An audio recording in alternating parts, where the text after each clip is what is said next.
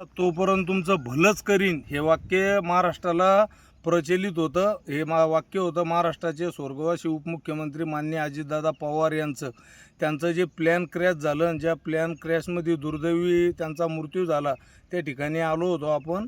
आणि इथं हे बघून मनाला खूप वेदना होतात की महाराष्ट्राचा एवढा कर्तबगार नेता आज आपल्यात नाही आहे. महाराष्ट्राचं फार मोठं नुकसान झालं. त्या ठिकाणी आलो होतो मित्र. तुम्ही पाहू शकता ही धावपट्टी आहे इथं जागीच.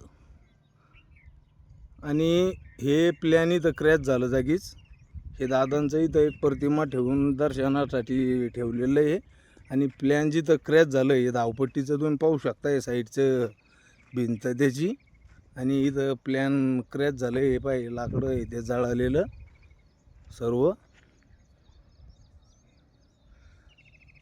थोडं अंतर चुकलं पायलटचं काहीतरी त्याच्यात झालं आहे.